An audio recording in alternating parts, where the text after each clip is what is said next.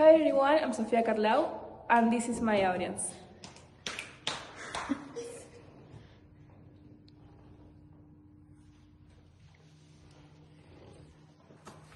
Okay, today I'm going to talk about something that has been a big part of my life, tennis.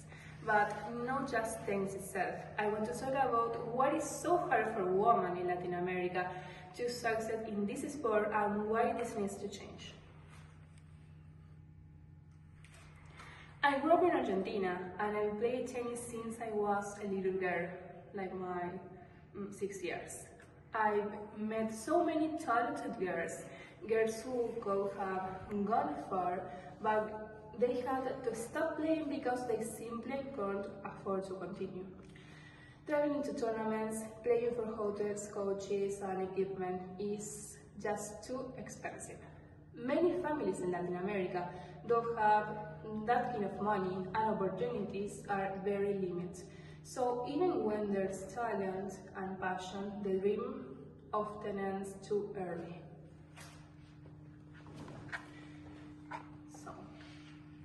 The first big barrier is money. Here is an example, it's not just 1 week.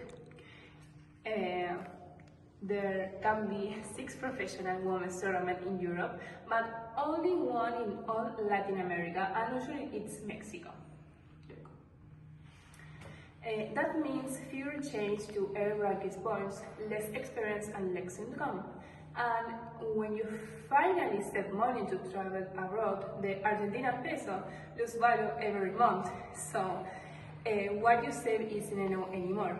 It's a circle that keeps women from progressing no matter how hard they work.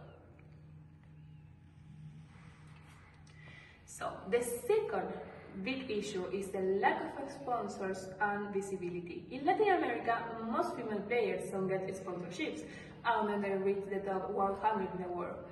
In contrast, girls in Europe or the United States often have sponsors and make attention from a young age. And when the media focuses mostly on men's matches, women's tennis gets ignored.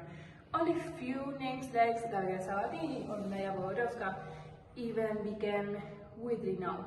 But there are hundreds of talented players who never get the chance, simply because they were born in the wrong region.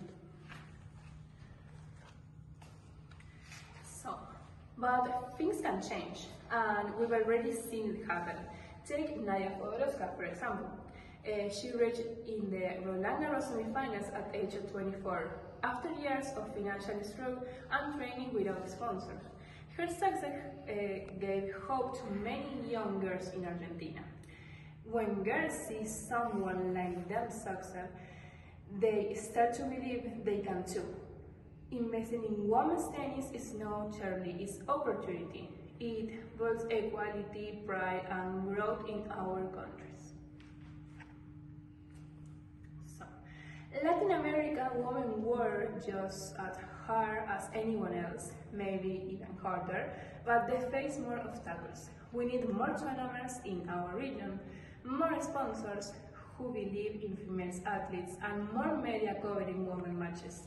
I was lucky to become in the United States and keep playing tennis, but many girls never get that chance.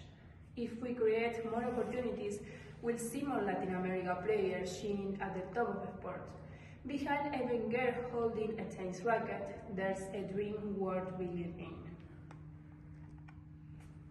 in. Okay, there are many sources I use for my research, including Clarín, La Nación, WTA, and the ITF.